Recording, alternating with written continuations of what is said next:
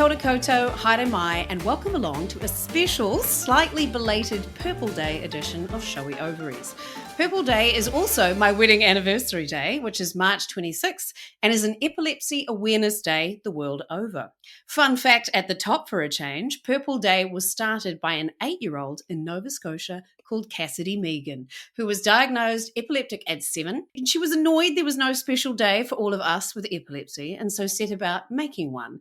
And now it's in 100 countries, and she is 22. So well done, that girl, I say. Now, a quick reminder, as always, that I am not a doctor, though the amount of research I have crammed into these past few months is making me feel more than a bit of an expert. So please do seek actual medical assistance if you feel that you have anything that we have discussed today or previously that you need to talk to with a doctor. Today is also an exciting day, as it's my first threesome. Well, on a podcast anyway, as I welcome two most excellent ladies who also have epilepsy and are also hugely knowledgeable in the area of epileptic interest because it involves their beloved children.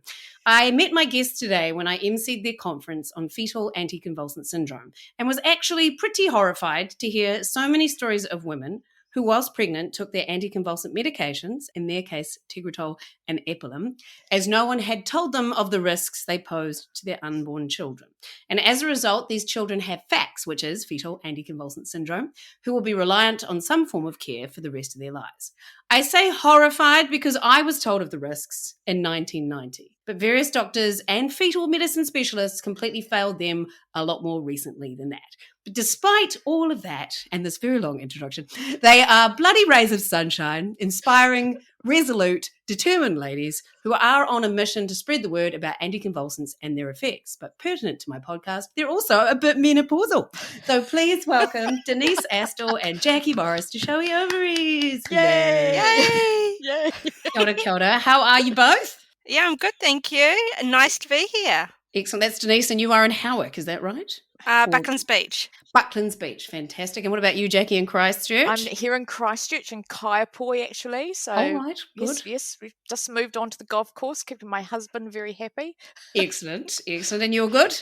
I'm all good, thank you. Very good. And thank you so much for having us. No, absolutely. So, I mean, obviously we are going to talk about menopause and epilepsy, but I always like to get whatever chance I can to talk about facts because it's just astonishing to me that you were not told of the risks of this medication when I was told 10 years before you guys got pregnant. And we were just talking about this a bit before, but I just don't know how you're not just angry all the time. We'll leave that one to Jacki first. Holy crap, how can you not be angry? I mean, you have to be. I mean, it's a natural thing because both Denise and I actually asked those questions of doctors. All we were told for my boys was that cleft lip or palate. That was it. Right. And my husband and I, we went away and we researched it. We did everything right. And we were like, okay, we can cope with that. Surgery, occupational therapy, speech language therapy, all good. Wasn't expecting to have a child that's got multiple heart conditions, has got deformities in his hands and his feet and his face. Yeah, copious amounts. He's got excess body hair because of it. Oh, wow. The list goes on. And what upsets Denise and I more than anything is it's still going on. Yeah. And it's purely dependent. It's that postcode lottery, purely dependent on your doctor and who actually you see. Some of them are brilliant and will tell you everything there is to know, and others it's just like, you're a woman, just you don't need to know those things, just trust me, it's okay. Ooh, so it was very much parallels with menopause and how that's been treated in the past as well. Yes. Yeah. Right. It is still happening. It's still happening 100%. Oh, hun. Yeah, so it's Denise here, and when you talk about, being angry and everything like that, I think in some ways I've come to peace with how I feel, and that's purely because I've had to. Because if I don't, it would eat me apart. I'm sure. But the fact that it is still occurring today is actually what saddens me the most, because it's about informed consent, about informed choice. Women deserve the right to know. These are our bodies, our choices to be made. And so also looking at the archive documents from all those years ago, knowing that they knew prior to me even getting pregnant that these medicines would harm an unborn baby, is actually what's worse about all of this, because the same advice I got given over 20 years ago is actually some of the same advice being given today. Yeah, and you were on Epilim, which is sodium valproate, which is the most Yeah. common, is it not, for causing issues? Yes, so up to 40% of babies exposed to sodium valproate during pregnancy will actually have developmental delay. So my poor girls, they were exposed to 1,000 mg twice a day. And so that was an excessive amount. Wow, so that's what you were on, because that's very high to control your seizures. It's very high. Yeah.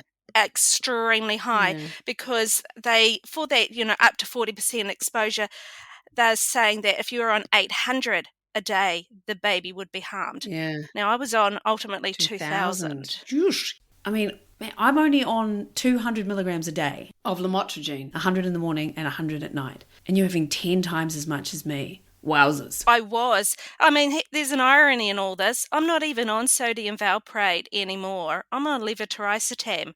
So I could have actually been on a different medication. Yeah. Yeah, and it just, it boggles the mind. It does. And you have twin girls, and how are they doing? Yeah, they'll be affected for the rest of their life. They'll need supported independence for the rest of their life. As they get older, new things are cropping up regularly, health conditions. So ultimately, we don't know what their life expectancy will be. Mm. And also, we don't know what will happen when they have children themselves.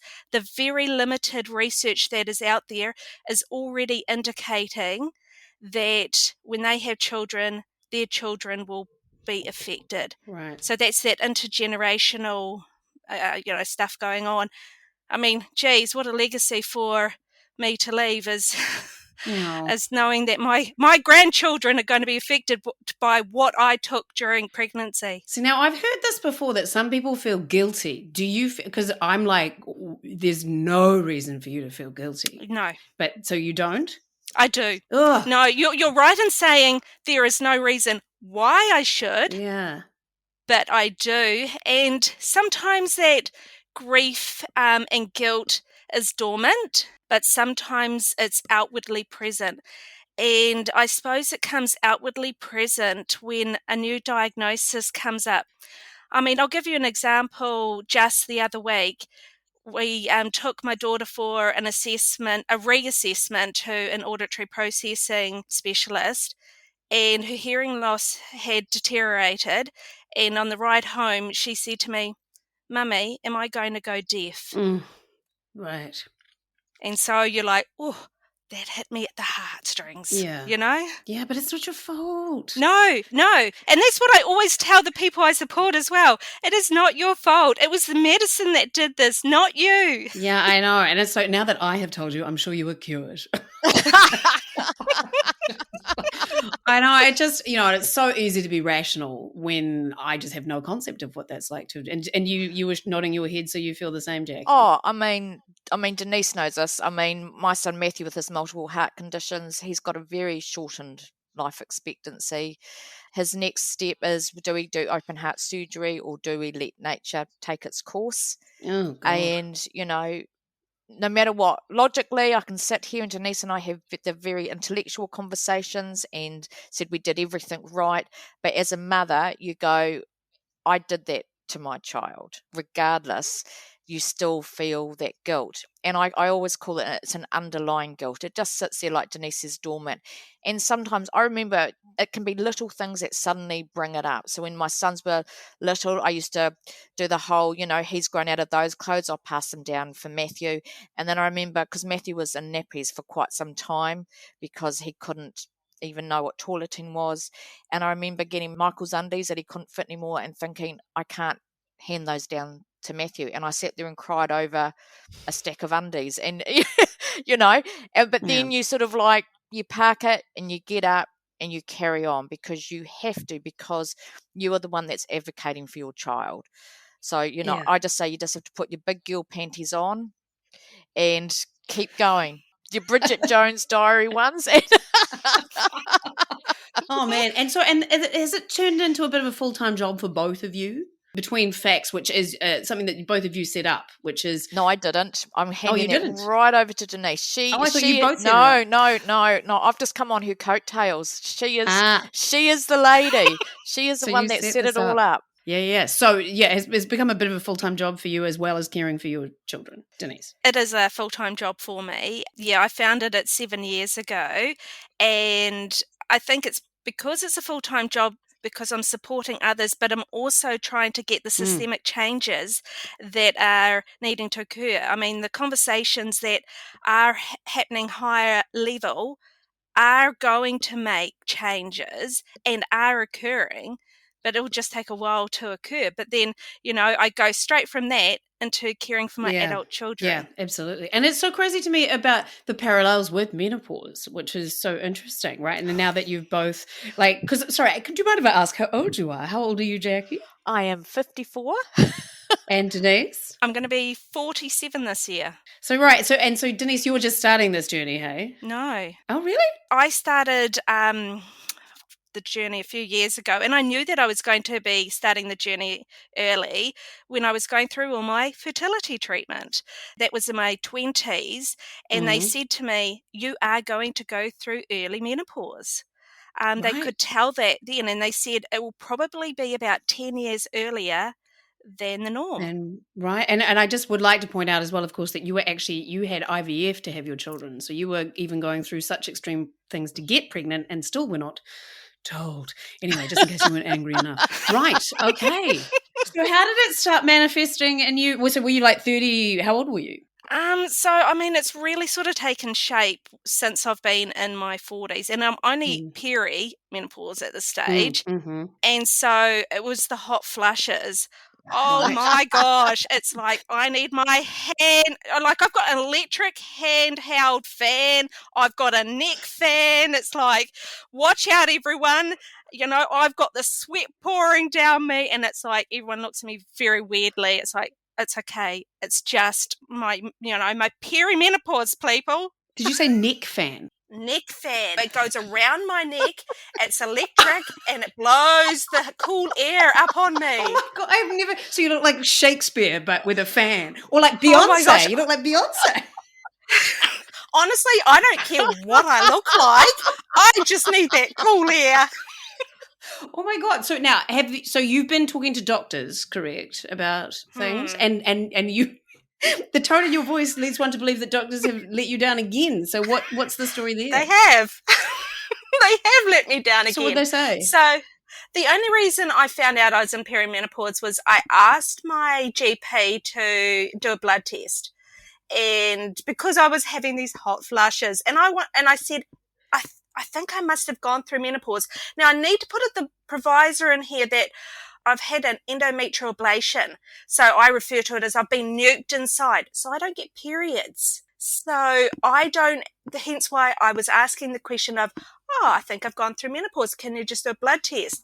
And that's when she said, it's perimenopause. And that's all she said. So what happened next? So I knew that I had a neurologist appointment coming up because I go through a private neurologist. And the reason why I knew I had a neurologist appointment coming up, because this happened back in 2020. Right. And during the first lockdown, I had some seizures. Right. And so I had gone to the neurologist, and that's when the whole next episode happened. Right. Because, as it was, I was anxious enough as it was, because I was going in knowing that I was going to be told not to drive and all of that. And so I asked, I'd like to talk to you about menopause and what's going to happen with my epilepsy. And I was told, don't worry about that. What? That's it? Yes. You don't need to worry about that. Despite the fact that it's actually been documented as something that can be affected by Correct. menopause. So I have to then say, I may be a really great advocate for everyone else, but I'm a shit advocate for myself. Really? That yes. Fascinates me. Right. I know. I am. I'm a real shit one. Yeah, that's a long story. And so I'm in the car on the way home, and I could feel the tears welling up. And I'm like, because I'm processing everything that was said in that meeting. Yeah. And what was getting me more than the fact that I couldn't drive, it triggered me off to the place that I was pre my girls, asking the specialist, Yeah. what will these medicines do to an unborn baby? Yeah, totally. And getting the there sort of thing. Yeah, wow. Scenario. Right. So, because often people that have seizures that have been affected like around their menstrual period, there's a type of seizure is one that can be particularly affected by menopause. And did you have those sorts of ones? I did, and interesting enough, when the neurologist I was seeing at the time, I was saying, I'm getting a lot of seizures around my period. Yeah. And she went, no, it doesn't affect your seizures. What? Oh, I mean, my like, this is Lord. what gets me. How do I know that? And she doesn't know that. Like this morning, I was reading a study about, they've got a name, haven't they? What are the menstrual? Catamenial. Catamenial, that's right, catamenial. I know that they can affect it. Oh my God, that's so nuts. So then have you been doing your own research since then? Or it's so funny, isn't it? Do your own research has become such a dirty word around COVID and stuff. But actually sometimes it's, as long as your source isn't YouTube, that's the main thing. But, it's just astonishing to me. Or Brian Tamaki. Yeah, exactly. Yes, we won't be listening to him about our epileptic menopause seizures. But yeah, so is that what you've been doing since then, Denise? Do you know what? No, I've just been trying to live with it and everything, because I had a friend who had been on HRT and it did affect her seizures and her seizure control and everything. So I thought, oh, bugger this, I don't know what I'm going to do. So hence I get my fans and I use my fans. So the HRT made her epilepsy worse? Yes. Ugh. Right. So now, because Jacki, you are on HRT, is that right? I am on HRT. So tell us your story.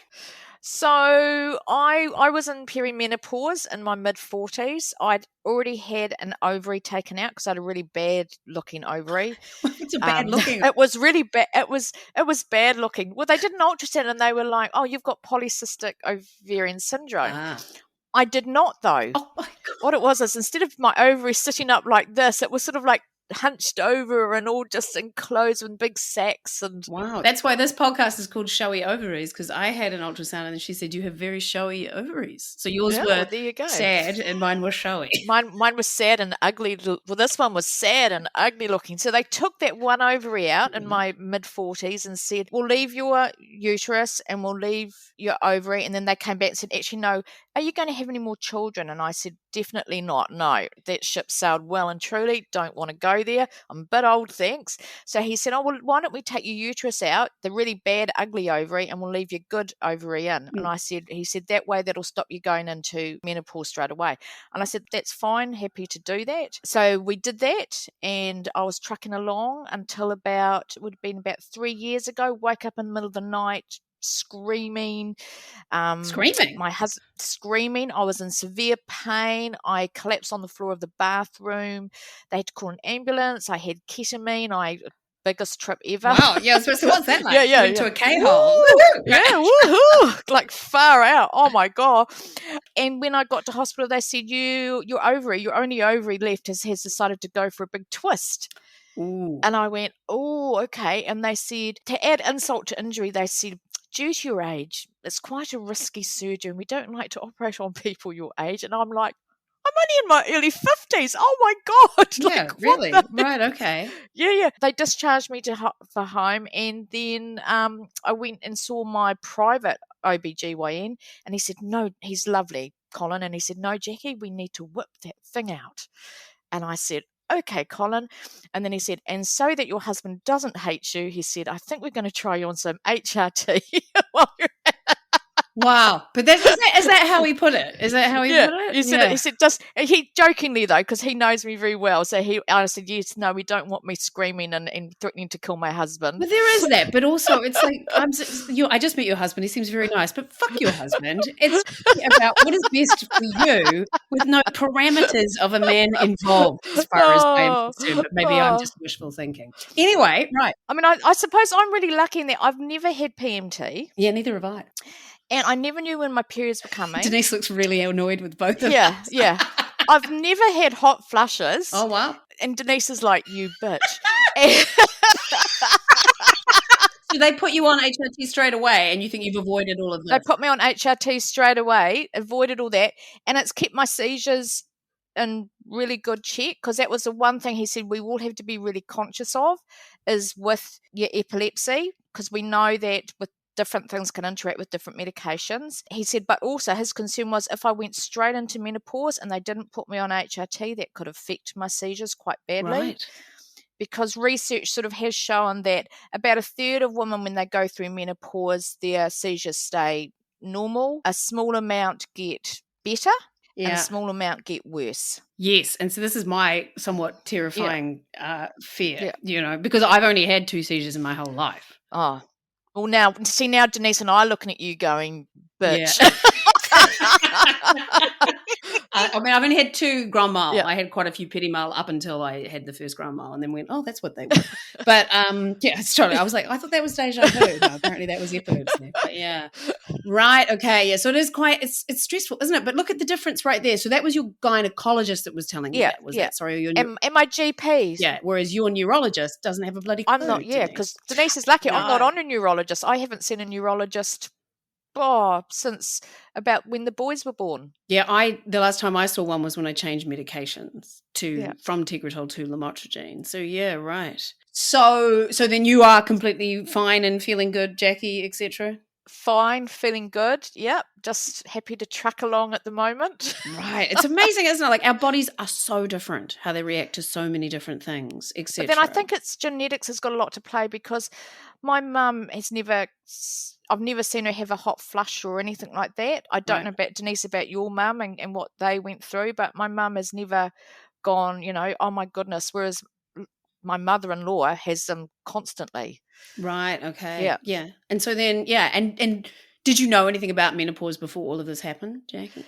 Definitely. My main scary thing was I was going to end up being a shriveled raisin with big long hairs off my chin.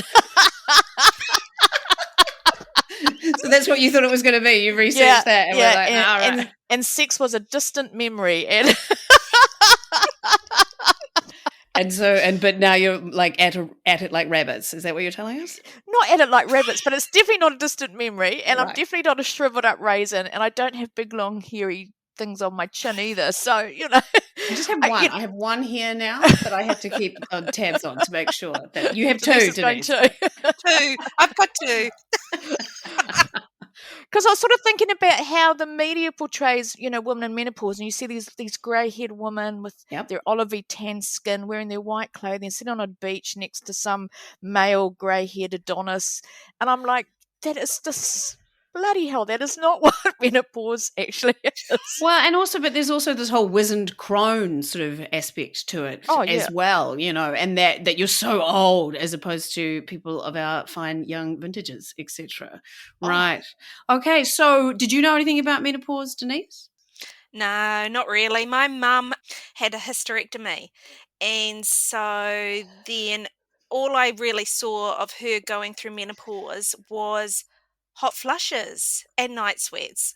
And did she get, because my mother had a hysterectomy and she still has those, and she's 76. Does your mum still get them, or is she? No. Right. Okay. Did she take any sort of HRT or anything like that? Oh my gosh, this was such a long time ago. I don't actually know. Well, so you've never talked about it to that extent, right? Look, to be honest, we haven't really talked about a lot of things to do with menopause, puberty, all sorts of things. Right. And so, I haven't asked my first question that I always ask everybody, which is, what has your relationships with your bodies been like? It's a massive question sometimes. It can take up almost the whole hour. But I'll start with you, Jacki. What has your relationship with your body been like in your life?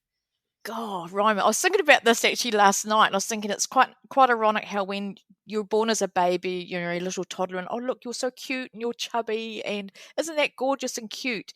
And then by the time you hit 3 or 4, it's like, suddenly the world intends you that you've got to slim down and be this skinny thing. So I really struggled with my weight for a long time, because I was actually quite slim all the way up to when I was 16. And then I got a very severe case of glandular fever. And then when I recovered from that, put some weight on. But it wasn't till I got into the Tegretol, which, as Penny, you know, because I remember reading that article all those years ago in the Woman's Magazine. Yes, oh, yes, wow, yes, look at yes, that. yes. Yeah, 2005. And I remember reading that going, oh my God, that woman is on the same medication that I'm on. And no wonder if I just look at a bread roll, it just gets attached to my hips. And oh my God, you may have told me this at the time, but I don't quite remember. So then did you change? Oh no, you're still on the same medication. I'm still on Tegretol, because for me it's sort of a balance between, do I want to try and wean off that and then have the risk of not finding another medication that can look after my epilepsy. Absolutely. And then I won't be able to drive. And it's really important, especially with having Matthew, that I'm able to drive. Yeah. Or do I just say, suck it up, buttercup,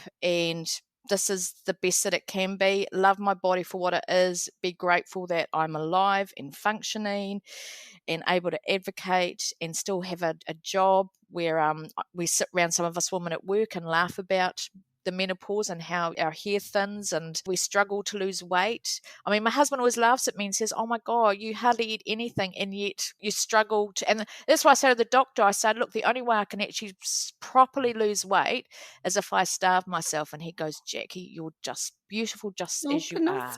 Doctor. Accept your body. Yeah, I got a lovely GP. And have you managed that? Yeah, I mean, there's still times where you sort of go, God, I wish that these flabby bits on the side could just sort of disappear. But I think so much of that is put onto us out there in the world, and the media and TV, and by other women. Yeah. To other women as well. You know, instead of us being each other's biggest cheerleaders, sometimes we can tear each other down. And that really makes me sad. So I think Denise and I, we always talk about accepting each other for who we are, what we can bring to the table. And I always tell my 22-year-old son, you know, darling, when you're in your 80s, it's not going to matter if whoever you're with, you know, is a size 8, 6 foot, and the most gorgeous thing, because when they're 80, their boobs are going to be downright bone, their ankles, and there's going to be hair sprouting where you don't want it to sprout, and it's not going to matter. Right. Okay. Well, that's good that you've come to that acceptance. And what about you, Denise? What's your journey been like? Yeah, it has been a journey of its ups and downs. And so I didn't get diagnosed with epilepsy till I was 16. And I was very skinny prior to going on to anti-seizure meds. Right. And of course, with sodium valproate, it's known Yeah. that you just pack them on, you know. And so I went from this tiny wee thing to putting a lot of weight on very quickly, which also brought along stretch marks with it. Yep, I've got stretch. And 16, exactly the same as me. It's such a wonderful age to do that too, isn't it? Like you it's beautiful. And did you know that's what it was though? Because I didn't for 16 years. No, no, I didn't. So no one said anything to you? No, no one said anything to me either. And so it wasn't until, you know, along the years, I'm like going, I was really saying some nasty things to myself about my body and how I felt. And then I could see the impact it was having on my daughters, because then they were saying things about their own body. Yeah. And it really pulled me in, and I'm going, oh, we need to change this conversation, because we need to have body positive language. Yep. And so we did. We changed it as a family. And so even though I'm on a different anti-seizure med now, I've actually still got the weight, not the same amount of weight, but I've still got the weight. And so I've still have those days of going, oh my gosh, if only my tummy didn't look like this or whatever. But I've got to remind myself, I've got to be grateful for that. My body has been through a journey and a half. Oh my God, it has. Yeah, absolutely. It's given me these 2 wonderful daughters and everything. And so find positive things about it rather than focusing on the negative. And if someone's got a problem, well, too bad. It's their problem, not mine, and says more about them than me. Do you think, is your hair, because you always have brightly coloured hair and crazy hair, is that some sort of reaction to that? Or is that like something you can control? Or, you know, have you ever thought about that? It is something that I can control. It's like I brought it in a few years back now. It's while I've had this set up the charitable organisation and everything. And it has many factors because it's celebrating our quirky kids, Mm-hmm. but also I have a love of colour. Yep. And so my hair is an expression of me. And I often wear very bright clothes and bright lipstick. So it always looks great when Jacki and I go into a meeting because I'm into all my bright stuff, and then Jackie's the polar opposite. And obviously I'm similarly inclined with color and lipsticks and things, which is why this pandemic has been shithouse, not being able to go out. I'm very sad. I've got a frock on and some lipstick today, so it's exciting. So yeah, your hair is currently purple and pink, so that is fantastic. It is. Yes, it's just been done this week, so it's extra bright. It is extra bright. There we go. And you both have delightful husbands. Who have they helped you with your acceptance of yourselves, etc.? Oh, definitely. Yeah. You couldn't do it without them. I mean, I know women that have been with partners or married to men that haven't been accepting and haven't been supportive, and I find that abhorrent. Right. Yeah. I couldn't be in that space. Yeah. And to me, it's important for my eldest son that he sees how his father treats me in a positive manner. Just like Denise said with her girls, it's not about what's on your outside. Who are you as a person? What's it like on the inside? Yeah, everything fades and turns to grey, as the old song goes. But mm-hmm. Absolutely. And same for you as well, Denise, because he's been huge support, hasn't he? He has been a massive support. Cam has been absolutely amazing. He's seen me through some really tough times, up and down, more curvaceous and all of that sort of stuff. And he's embraced every one of them, including my bright hair, which I have to say was actually a bit of a mind shift for him. Because when I first met him, he was of the thought of, woman needed to have long hair, and no, you can't have pink in your hair and all of this. And he's embraced it. Now he loves it. It's just amazing. And I was having a conversation with Grant, which is Jacki's husband, the other week, and I was saying about, because when she was saying about that, she doesn't eat a lot and the weight just goes on anyway. It's the same for me. I eat less than my girls and the weight just piles on. And I was saying a lot of healthcare professionals, the moment I walk in, they make a judgment call about me. And they go, oh, you need to lose weight. You need to exercise more. You need to eat less and all of this. And before I even said anything to Grant about what those healthcare professionals said, he turned around and he said, there's the medication that's doing that to you. Yeah. And I went, yes, hello. It's like, it was like this big sigh of relief because it was like another person who knew. Yeah. And my husband eats so much, and he's like a string bean. I mean, he's cycling a lot now because he's got a new job. He's cycling 60 k's a day. Oh my goodness. So he does. So he's like eating even more. And that's the thing too. I've had that as well.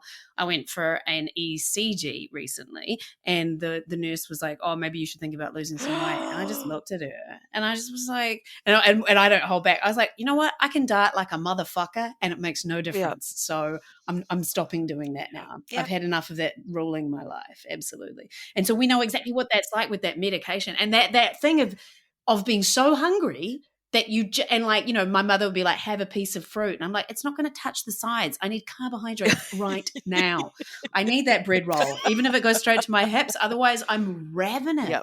Like I was on Jenny Craig for months once, and I was just ravenous with their pissy little rabbit food. So yeah, but then lamotrigine when I changed was a lot better for that. Yeah. So absolutely. So Denise, knowing that Jacki is on HRT and is actually fine, does that make you inspired to want to try, or is it just too stressful, the notion of having seizures and not being able to drive and all that sort of stuff? Do you know what? It scares me shitless. Yeah. If I'm quite honest with you. And it's because of the fact that seizures could actually come back and everything. If I could be having something that could be helping and assisting with all these menopausal sort of symptoms, great, bring it on, but it scares me 100%. Right. And the symptoms for menopause for you at this point are not so egregious to you go, screw it, let's try it. I don't know. They certainly seem to be increasing. Okay. Right. And so at this point in time, are you not able to drive because you had seizures? Oh, no, that was 2 years ago. So you're back to driving now. Yes, I can drive. Yeah, Right. we knew exactly what had caused the seizures back then, and so I was able to actually get my license back after 6 months. Right. Okay. Because, yeah, those of you who don't know out there, it's like I was 16 when that happened to me. I had just gotten a car. And just to have that independence taken away from you. And Yeah. I lived in Christchurch, which is nowhere near as hard to get around as Auckland. Right. Okay. So now your mother did not talk to you about body stuff. Is that what you were saying, Denise, before? I'm sorry, I'm laughing Yes, because that's mine correct. was exactly the same. Oh, right. Both of your mothers. Just so, how did you find out about menopause and periods, and from friends or books or? Didn't know there was a thing about menopause. Right. And Yeah. when I was just about to hit puberty, she just came to me one day and goes, "Here's a book. Take that away and read it." And that Wow. And did you have any idea, or was that just like, what the fuck? well, luckily friends of mine we've been talking because as girls do, so you start talking about each other, and I'm like, "Oh God, Mum gave me this dumbass book," and About my dumb so we ass. had a good laugh about this book, and it was just like, holy shit. And then she took me, because I was at a Catholic school in Palmerston North, so we went to a sex ed evening that the school had put on, and I walked out with Mum, and she was going, "Did you learn anything?" And I'm like, "No." And she was like, "Oh, really?" And I looked to my friend, and we were like, "What the fuck?" It was about kittens and puppies giving birth, and I'm like, Oh my God.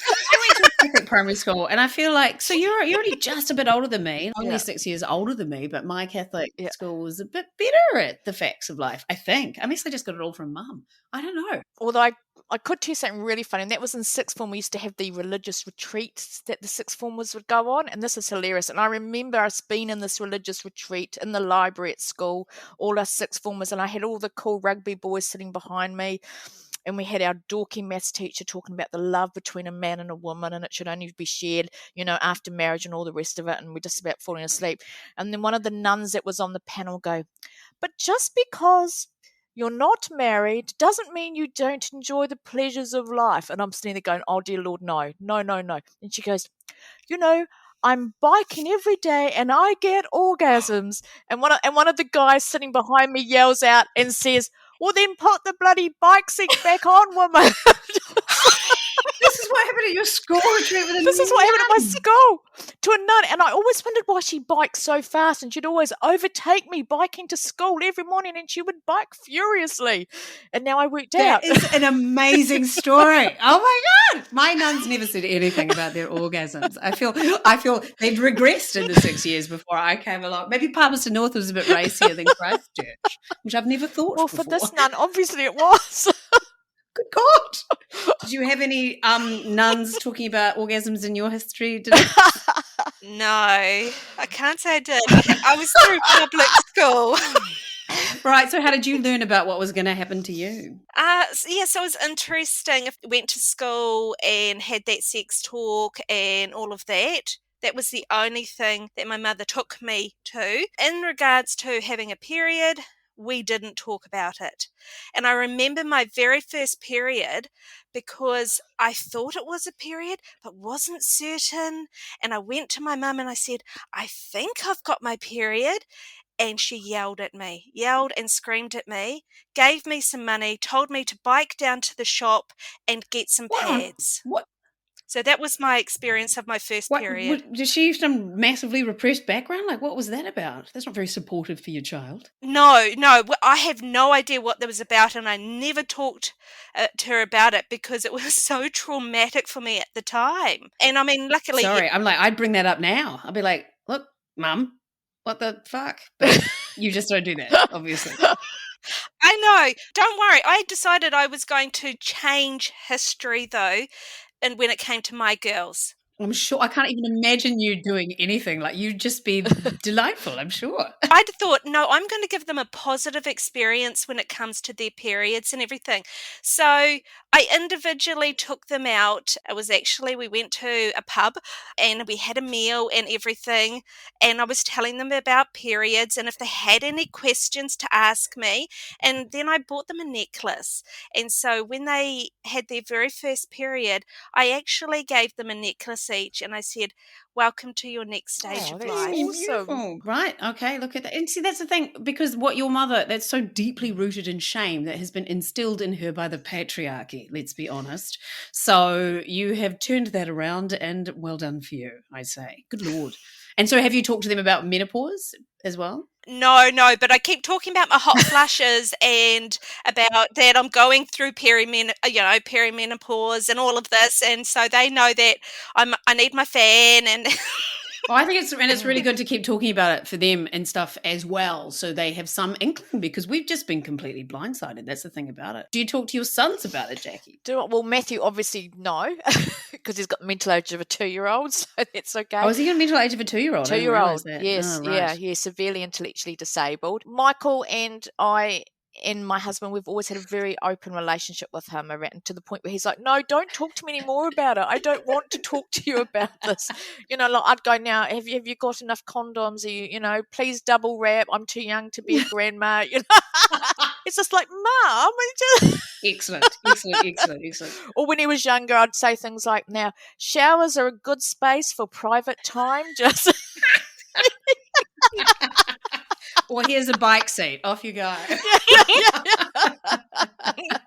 Right. Okay. Well, I approve of your parenting methods. Very good. So now, have you talked about menopause with your girlfriends and things like that? We talk about it heaps at work. So we Right. sit around and say, you just got to walk past a bakery store and it jumps on your hips and your stomach. And Denise and I chat about it, and it's that taboo has gone where it was when our mothers were going through it. Totally. Because back in those days you didn't. Yeah, just even in the last couple of years, have you felt that there's been awareness? Absolutely. Yeah, which is great. Very much. Right. Okay. Yep. So is there anything else that you thought you might want to talk to around menopause and epilepsy specifically at all, do you think, that we haven't covered? I just think it's really important for every woman that has epilepsy to know that it could affect them completely different. Yeah. Because, we've all got different triggers and we've all got on different medications. So it's something about, you've just got to keep asking those questions until you're really happy with the point that you get to. Yeah.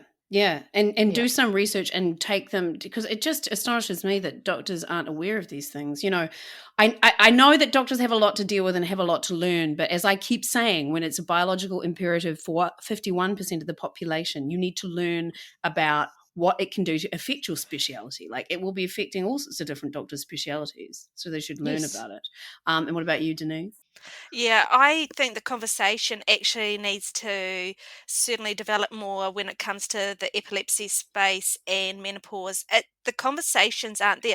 If I look back to the conversations that were, if you talk about the flip side, when you're wanting to get pregnant and are of childbearing potential, those conversations are only really starting to come out now, and that's through the work that we have been doing.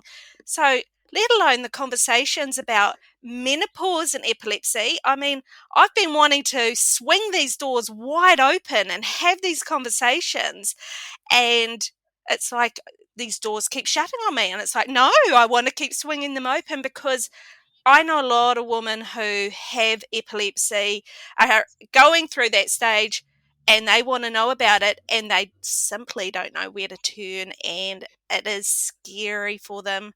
I mean, like I said before, I'm totally scared about it. And so am I. And it was funny because I was reading these new books that have come out, and there's nothing about it. All of the things I was reading was saying, but more research needs to be done in this area, because it just hasn't been important enough for people.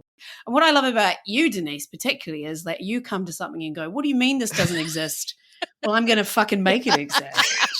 I'm going to fucking kick this door open. I'm going to have this conversation. You're going to look at this head of pink hair, shut the fuck up. And I know I'm getting all sweary, and do something about it. So kia kaha and keep being bloody marvelous. But is that exhausting, always having to be that one?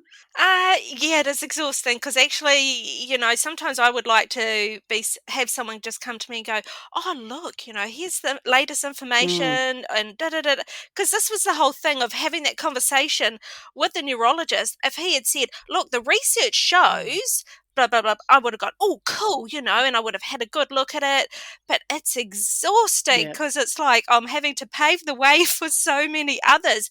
But, on the other hand, if it's going to make life easier for a whole lot more, I'm going to keep doing it. Yeah. And it's all about trial and error. But when trial could result in lots of seizures and a fundamental change to your life for at least some time, you make a lot less inclined to do some trial and error. Yeah.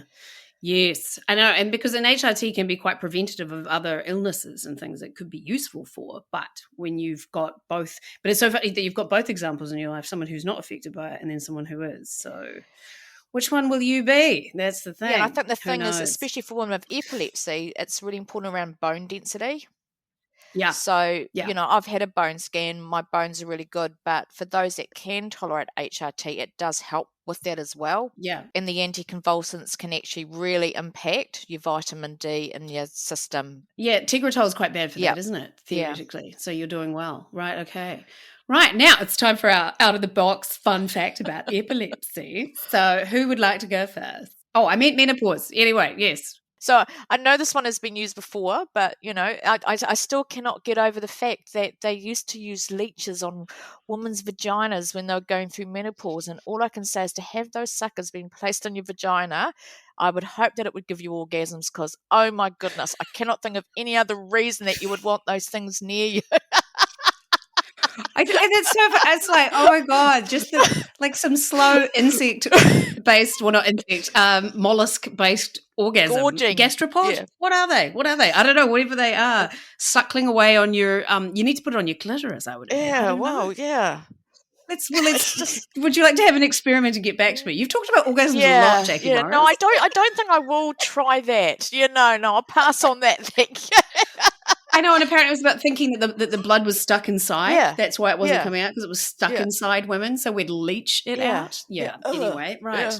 Thanks for that. Yes, well, that was a lovely image. And what about you, Denise? So if you have a total or radical hysterectomy that removes your ovaries, that you will go through menopause immediately after surgery, and this is called surgical menopause, and it's irrespective of your age. Yes, thank you. And we have discussed that. And next week, actually, I'm going to be talking to my friend Lana, who, it's not that, but she had breast cancer and so had a lumpectomy and then had to take medication that crashed her into menopause immediately. So slightly different. But that's why, leaving your ugly or non-ugly ovary in helped prevent such things for you as well.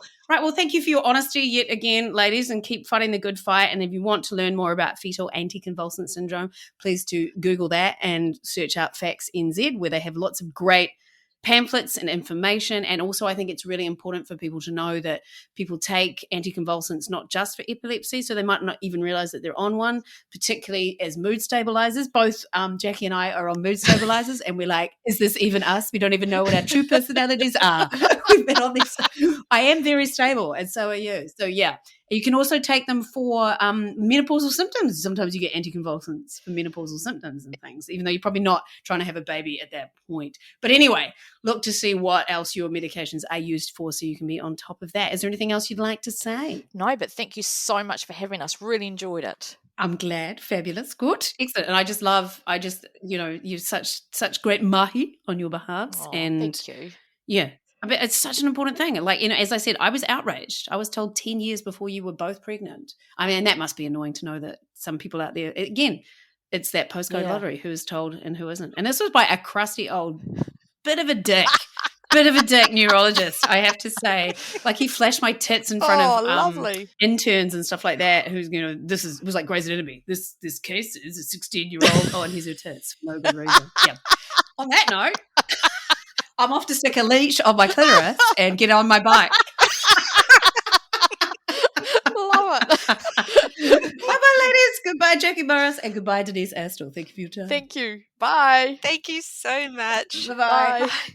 So that was the fabulous ladies of FACNZ, Denise Astill and Jacki Morris, stars of the Purple Day special, hereafter known as Shaky Ovaries, who are determined to improve the lives of women by raising awareness of how epilepsy medications can affect them and their children. Such important work, but I love how much joy they still bring and have.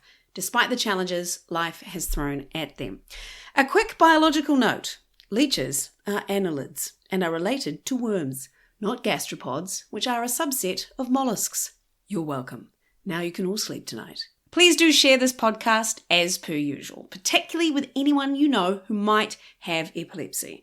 Until I met these ladies, I hardly knew any other epileptics apart from the fabulous Tusiata Avia, so I've enjoyed the camaraderie it brings to know more. Also, side note, some people don't like the term epileptic, feeling it defines them. I have no problem with that though, and I am talking about myself here, so I understand some people don't like it, but for me I see no shame in being epileptic. And it's not to judge anyone else, but that's why I call myself that, and I am fine with that. So yes, please share, Facebook, tweet me, twat me, all those places, and in the meantime, stay juicy everybody, and don't let those leeches suck you dry. Till next time, ka kite.